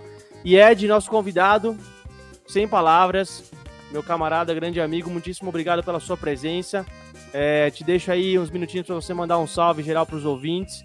E valeu, cara. Obrigadão. Bom, então eu queria mandar aí um salve para os ouvintes, né? Foi uma satisfação enorme participar aqui do podcast, né? Do Acorde. Eu, me diverti pra caramba aqui, né, nessa gravação, né? Acho que foi uma experiência foda. E com certeza eu topo outros convites, né? Se a gente quiserem explorar mais do funk aí, independente do lugar, ou até outras paradas aí, tamo junto, cara. Vocês fazem um trampo muito legal, vocês fazem um trampo incrível, né, com esse podcast. Acho foda que vocês discutem uma porrada de artista, de banda, enfim, de diferentes estilos que tem esse conteúdo, né, político, essa coisa da revolta, né, fugir muito dos clichêsões de hoje em dia. E, só agradece aí o convite, foi uma experiência incrível.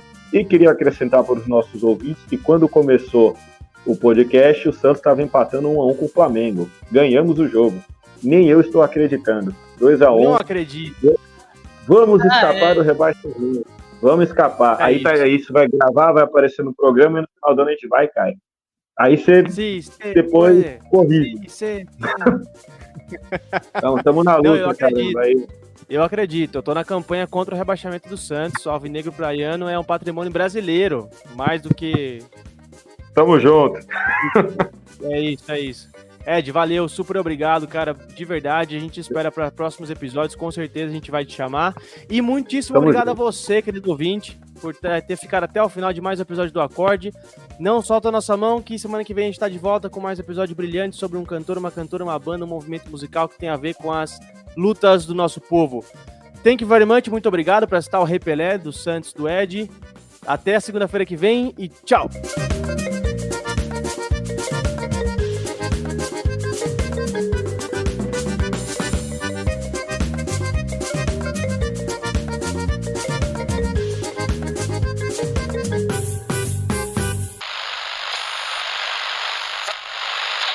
Atenção, Trazabeck. Ô, vizinho, cara. Meu inglês é de 0 centavos, né? Pode falar de Struer também. Tá bom. Plim, plim.